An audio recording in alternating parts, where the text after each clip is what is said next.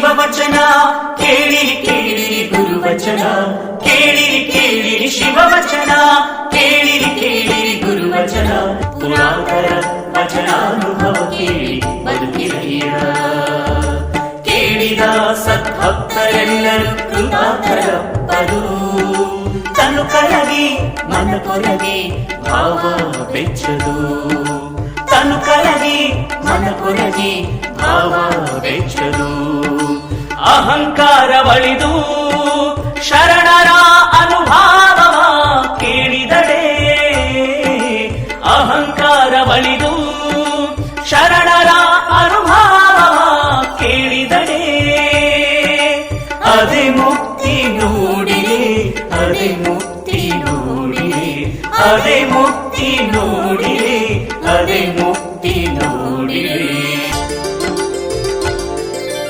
ಇಂತಲ್ಲದೆ ಮನೋವ್ಯಾಕುಲರಾಗಿ ತನ್ನುಟ್ಟಿ ಕೇಳಿದಳಿ ಇಂತಲ್ಲದೆ ಮನೋವ್ಯಾಕುಲರಾಗಿ ತನ್ನುಟ್ಟಿ ಕೇಳಿದಳಿ ಉಪದೇಶವೆಂತು ಸಲುದಯ್ಯ ಎತ್ತಳವಡುವುದಯ್ಯ ಉಪದೇಶವೆಂತು ಸಲುದಯ್ಯ ಎತ್ತಳವಡುವುದಯ್ಯ ಮಹಾಲಿಂಗ ಕಲ್ಲೇಶ್ವರ ಮಹಾಲಿಂಗ ಕಲ್ಲೇಶ್ವರ ಗುರುವಚನ ಪರಾಮುಖಂಗೆ ಗುರುವಚನ ಪರಾಮುಖಂಗೆ ಎಂದೆಂದು ಭವಲಿಂಗರು ನೋಡ ಎಂದೆಂದು ಭವಲಿಂಗರು ನೋಡ ಎಂದೆಂದು ಭವಲಿಂಗರು ನೋಡ ಎಂದೆಂದು ಭವಲಿಂಗರು ನೋಡ ಎಂದೆಂದು ಭವಲಿಂಗರು ನೋಡ ಎಂದೆಂದು ಭವಲಿಂಗರು ನೋಡ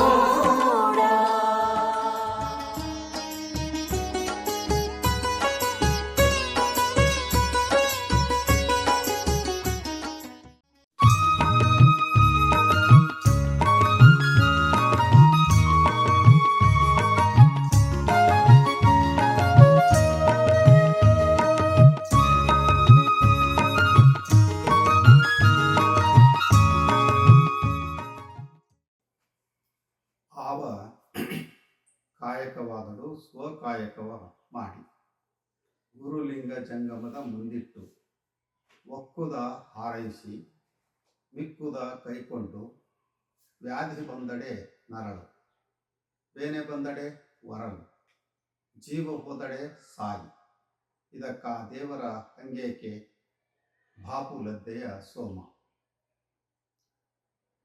ವ್ಯಕ್ತಿ ಮಾಡುವ ವೃತ್ತಿಯ ನೆಲೆಯಲ್ಲಿ ಆತನ ಕುಲವನ್ನು ಅಳೆಯುವಂಥ ಕೆಟ್ಟ ಪರಂಪರೆ ಹಿಂದೇನೂ ಇತ್ತು, ಇವತ್ತೂ ಇದೆ.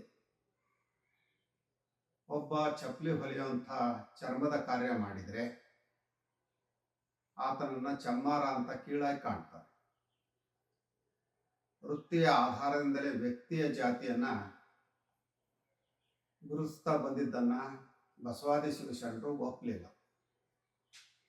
ಅವರು ವೃತ್ತಿಗೆ ಕಾಯಕ ಅಂತ ಹೊಸ ಅರ್ಥವನ್ನು ತಂದುಕೊಟ್ಟರು. ಯಾವ ಕಾಯಕವೂ ಕೀಳಲ್ಲ ಮೇಲಲ್ಲ ಅಂತ ಆ ವೃತ್ತಿಗೆ ಅಂಟಿದ್ದ ಜಾತಿಯ ಕರಾಳತೆಯನ್ನು ಕಳೆದರು. ಇದರಿಂದಾಗಿ ತಾವು ಮಾಡ್ತಾ ಇದ್ದಂಥ ವೃತ್ತಿ ಕೀಳು ಅಂತ ಭಾವಿಸಿದವರು ಅದನ್ನು ಕಾಯಕ ಅಂತ ಪರಿಭಾವಿಸಿದರು. ಆಗ ಕಮ್ಮಾರ, ಕುಂಬಾರ, ನೇಕಾರ, ಅಗಸ, ಚಮ್ಮಾರ ಈ ರೀತಿಯ ಕೀಳು ಭಾವನೆ ಮರೆಯಾಯಿತು. ಅವು ಜಾತಿಯ ಸಂಕೇತ ಆಗದೆ ಕಾಯಕ ಅನ್ನುವಂಥ ಗೌರವವನ್ನು ಪಡೆದು ಬದುಕಿಗೆ ಅವೆಲ್ಲ ಅನಿವಾರ್ಯ ಅಂತ ಅರ್ಥ ಮಾಡಿಕೊಂಡು ತಮ್ಮ ತಮ್ಮ ಕಾಯಕವನ್ನು ಶ್ರದ್ಧಾಭಕ್ತಿಯಿಂದ ಪ್ರತಿಯೊಬ್ಬರೂ ಮಾಡಲಿಕ್ಕೆ ಮುಂದಾದರು. ಕಾಯಕ ಜೀವಿ ಹೇಗಿರಬೇಕು ಅನ್ನೋದಕ್ಕೆ ಸೋಮಯ್ಯನವರು ತಮ್ಮ ಈ ವಚನದಲ್ಲಿ ತುಂಬ ಪರಿಣಾಮಕಾರಿಯಾಗಿ ತಿಳಿಸಿದ್ದಾರೆ. ಕೆಲವರು ತಮ್ಮ ಎಲ್ಲ ಭಾರವನ್ನು ದೇವ್ರ ಮೇಲೇನೆ ಹಾಕಿ ಆ ದೇವರು ತೋರಿಸಿದ ದಾರಿಯಲ್ಲಿ ನಡೀತೇವೆ ಅಂತ ಹೇಳೋದುಂಟು. ಅದನ್ನು ಒಪ್ಪದೆ ಇರುವಂಥ ಲದ್ದೆಯ ಸೋಮಯ್ಯನವರು ಕಾಯಕಕ್ಕೆ ಮಹತ್ವವನ್ನು ಕೊಡ್ತಾರೆ ಹೊರತು ದೇವರ ಕೃಪೆಗೆ ಅಲ್ಲ. ನಿನ್ನ ಕಾಯಕವನ್ನು ನೀನು ಶ್ರದ್ಧೆಯಿಂದ ಮಾಡು ಅಂತ ಹೇಳ್ತಾರೆ. ಒಬ್ಬ ವ್ಯಕ್ತಿ ಮಾಡುವಂಥ ಕಾಯಕ ಯಾವುದೇ ಆಗಿರ್ಬೋದು, ಅದರಲ್ಲಿ ಮೇಲು ಕೀಳು ಎಣಿಸದೆ ಅದನ್ನು ಶ್ರದ್ಧೆ ಮತ್ತು ಪ್ರೀತಿಯಿಂದ ಮಾಡಬೇಕು. ಕಾಯಕ ಬದುಕಿನ ಜೀವಾಳ.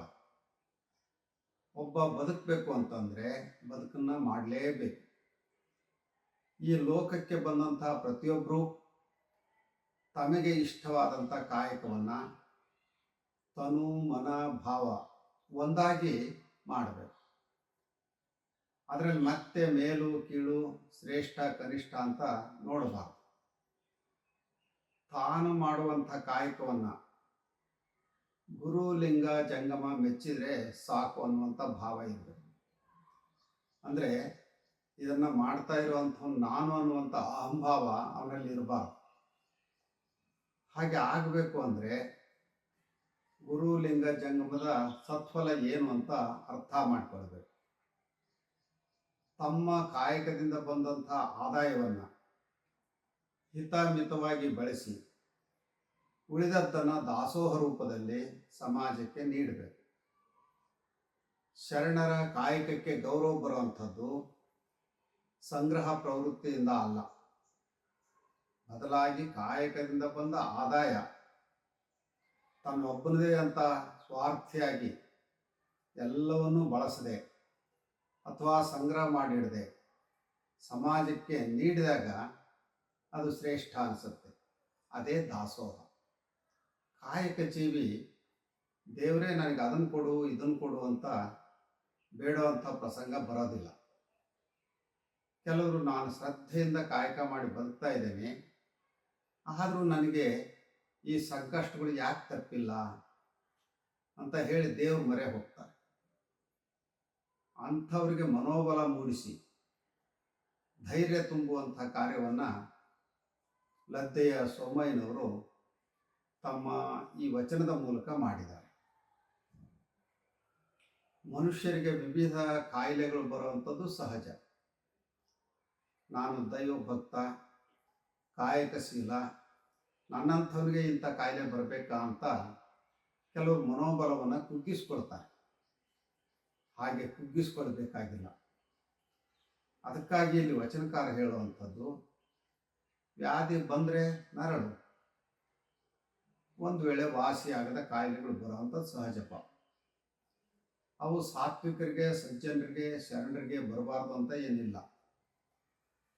2019ರಲ್ಲಿ ಕೊರೋನಾ ವೈರಸ್ ಯಾರನ್ನು ತಾನೇ ಬಿಟ್ಟಿತ್ತು? ಅದು ಬಡವ, ಶ್ರೀಮಂತ, ವ್ಯಾಪಾರಿ, ರಾಜಕಾರಣಿ, ಸಾಧು, ಸಂತರು, ಹೆಣ್ಣು, ಗಂಡು, ಮಗು, ತರುಣ, ವೃದ್ಧ, ವೈದ್ಯ, ಹೀಗೆ ಎಲ್ಲರನ್ನೂ ಸಮಾನವಾಗಿ ಆಪೋಷಣ ತೆಗೆದುಕೊಳ್ತು. ಅಯ್ಯೋ ನನ್ನಂಥವ್ರಿಗೆ ಈ ರೋಗ ಬರೋದೆ ಅಂದರೆ ದೇವರೇ ನನ್ನನ್ನು ರಕ್ಷಿಸು ಅಂತ ಬೇಡ್ಕೊಂಡ್ರೆ ರಕ್ಷಣೆ ಆಗೋದಿಲ್ಲ. ಹಾಗಾಗಿ ದೇವರನ್ನು ನೀನು ಬೇಡ್ಕೊಳ್ಬೇಕಾಗಿಲ್ಲ. ಬದಲಾಗಿ ಇವೆಲ್ಲ ಪ್ರಾಕೃತಿಕವಾಗಿ ದೈಹಿಕವಾಗಿ ಬರುವಂಥ ರೋಗಗಳು. ಅವು ಬಂದಾಗ ನರಳಬೇಕೇ ಹೊರತು ದೇವರ ಪೂಜಾದಿ ಕ್ರಿಯೆಗಳನ್ನು ಮಾಡಿ ಅಪ್ಪ ಇದನ್ನು ದೂರ ಮಾಡು ಅಂತ ಹೇಳಿ ಬೇಡೋದಲ್ಲ. ವ್ಯಾಧಿ ಬಂದರೆ ಅಂದರೆ ದೀರ್ಘಕಾಲೀನ ರೋಗಗಳು, ಉದಾಹರಣೆಗೆ ಹೃದಯ ಕಾಯಿಲೆ, ಕ್ಯಾನ್ಸರು, ಸಿಹಿಮೂತ್ರ ರೋಗ, ರಕ್ತದೊತ್ತಡ, ಚರ್ಮ ರೋಗ, ಮಂಡಿ ನೋವು ಇತ್ಯಾದಿ. ಅವು ಬಂದಾಗ ನರಳುತ್ತಾ ಅವುಗಳಿಗೆ ಸೂಕ್ತ ಚಿಕಿತ್ಸೆ ಪಡೆದು ಅನುಭವಿಸ್ಬೇಕೇ ಹೊರತು ಅವು ಬಾರದಂತೆ ಮಾಡು ಅಂತ ಹೇಳಿ ದೇವರಲ್ಲಿ ಬೇಡ್ಕೊಳ್ಳೋದಲ್ಲ. ಇಲ್ಲಿ ವ್ಯಾಧಿಯ ಜೊತೆ ಬೇನೆ ಅನ್ನುವಂಥ ಪದವನ್ನು ಅವರು ಬಳಸಿದ್ದಾರೆ. ಬೇನೆ ಅಂದರೆ ಆಗಾಗ ಕಾಣಿಸಿಕೊಂಡು ವಾಸಿಯಾಗುವಂಥ ರೋಗ. ಉದಾಹರಣೆಗೆ ಹೊಟ್ಟೆನೋವು, ಕೆಮ್ಮು, ನೆಗಡಿ, ತಲೆನೋವು, ಜ್ವರ, ಶೀತ ಇಂಥವು. ಇವು ಬಂದಾಗ ಆ ಕ್ಷಣ ಅಯ್ಯೋ ಅವ್ವ ಅಪ್ಪ ಅಂತ ಹೇಳಿ ಹರಿಚ್ಕೊಂಡು ಸರಿಯಾದಂಥ ಮದ್ದನ್ನು ಸೇವಿಸ್ಬೇಕು. ಹಾಗೆ ಮದ್ದನ್ನು ಸೇವಿಸದೆ ದೇವರೇ ಈ ಬೇನೆಯಿಂದ ನನ್ನನ್ನು ಪಾರು ಮಾಡುವಂತ ಬೇಡೋದಲ್ಲ. ಬದುಕಿನ ಅವಧಿಯಲ್ಲಿ ಏನೆಲ್ಲ ಸಮಸ್ಯೆ ಸವಾಲುಗಳು ಇದ್ದದ್ದೇ. ಅವೇ ವ್ಯಕ್ತಿಯನ್ನು ಇನ್ನಷ್ಟು ಗಟ್ಟಿಗೊಳಿಸುವಂಥವು. ಸಮಸ್ಯೆಗಳು ಎದುರಾದಾಗ ಮುಂದೆ ಏನು ಗತಿ ಅಂತ ಹೇಳಿ ಕೈ ಕಟ್ಕೊಂಡು ಕೂರಬೇಕಾಗಿಲ್ಲ. ಜೀವನೋತ್ಸಾಹವನ್ನು ಬತ್ತಿಸ್ಕೊಳ್ಬೇಕಾಗಿಲ್ಲ. ಅವುಗಳನ್ನು ಹೇಗೆ ಎದುರಿಸಬೇಕು ಅನ್ನುವಂಥ ವಿವೇಕ ಮತ್ತು ಮನೋಬಲ ಬೆಳೆಸ್ಕೊಳ್ಬೇಕು. ಏನೇ ವ್ಯಾಧಿ ಬೇನೆ ಬಂದರೆ ಹೆಚ್ಚಂದರೆ ಏನಾಗ್ಬೋದು, ಸಾವು ಬರ್ಬೋದು. ಮನುಷ್ಯ ಒಂದಿಲ್ಲೊಂದು ದಿನ ಸಾಯಲೇಬೇಕು. ಯಾವ ರೋಗ ಇಲ್ಲದೇ ಇದ್ರೂ ಸಾವು ಬಂದೇ ಬರುತ್ತೆ. ದೇವರಿಂದಲೂ ಸಾವನ್ನು ತಪ್ಪಿಸ್ಲಿಕ್ಕೆ ಸಾಧ್ಯ ಇಲ್ಲ. ಹಾಗಾಗಿ ಮನುಷ್ಯ ದೇವರ ಹಂಗಿಗೆ ಒಳಗಾಗದೆ, ತನ್ನತನವನ್ನು ಕಳೆದುಕೊಳ್ಳದೆ ಸ್ವಾಭಿಮಾನದಿಂದ ಬಾಳಬೇಕು. ಎಂಥ ಸಂದರ್ಭ ಬಂದರೂ ಕೂಡ ಜೀವನೋತ್ಸಾಹವನ್ನು ಬತ್ತಿಸ್ಕೊಳ್ಬಾರ್ದು ಅನ್ನುವಂಥ ಆಶಯ ಸೋಮಯ್ಯನವರು. ಅವರು ಕುದುರೆ ಅಥವಾ ಆನೆಯ ಲದ್ದಿಯನ್ನು ಬಾಚುವಂಥ ಕಾಯಕವನ್ನು ಮಾಡ್ತಾ ಇದ್ದರು. ಅವರ ಒಂದೇ ವಚನ ಇದೊಂದೇ ವಚನ ದೊರೆತಿದ್ರು ಈ ವಚನ ಎಲ್ಲರ ಬದುಕಿಗೆ ಭರವಸೆಯ ಬೆಳಕಾಗಿದೆ.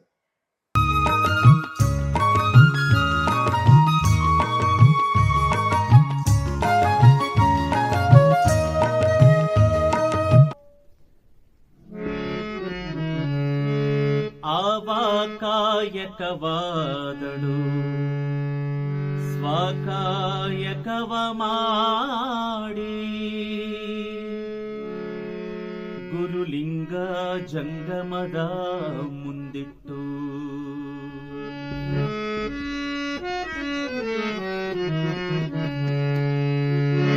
ಆವ ಕಾಯಕವಾದಳು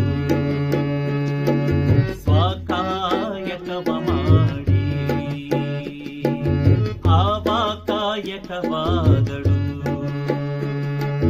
ಸ್ವಕಾಯಕವ ಮಾಡಿ ಗುರುಲಿಂಗ ಜಂಗಮದ ಮುಂದಿಟ್ಟು ಗುರುಲಿಂಗ ಜಂಗಮದ ಮುಂದಿಟ್ಟು ಒಕ್ಕುದ ಹಾರೈಸಿ ಮಿಕ್ಕುದ ಕೈಕೊಂಡು ಒಕ್ಕುದ ಹಾರೈಸಿ ಮಿಕ್ಕುದ ಕೈಕೊಂಡು ಆವ ಕಾಯಕವಾದಳು ಸ್ವಕಾಯಕವ ಮಾಡಿ ಸ್ವಕಾಯಕವ ಮಾಡಿ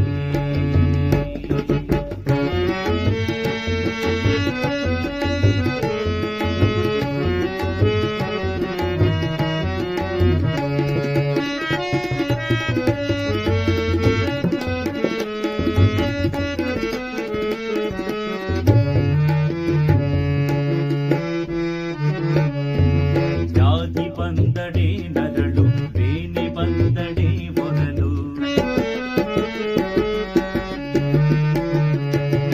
ವ್ಯಾಧಿ ಬಂದಡೆ ನರಳು ಬೇನೆ ಬಂದಡೆ ಮೊದಲು ಜೀವ ಹೋದಡೆ ಸಾಯಿ ವ್ಯಾಧಿ ಬಂದಡೆ ನರಳು ಬೇನೆ ಬಂದಡೆ ಮೊದಲು ಜೀವ ಹೋದಡೆ ಸಾಯಿ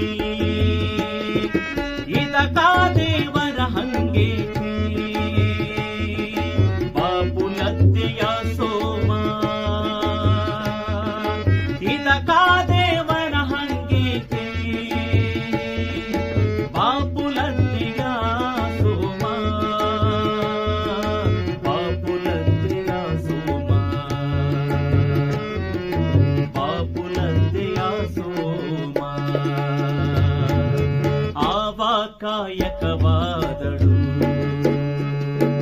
ಸ್ವಕಾಯಕವ ಮಾಡಿ ಗುರುಲಿಂಗ ಜಂಗಮದ ಮುಂದಿಟ್ಟು ಗುರುಲಿಂಗ ಜಂಗಮದ ಮುಂದಿಟ್ಟು ಒಕ್ಕುದ ಹಾರೈಸಿ ಮಿಕ್ಕುದ ಕೈಕೊಂಡು ಒಕ್ಕುದ ಹಾರೈಸಿ ಮಿಕ್ಕುದ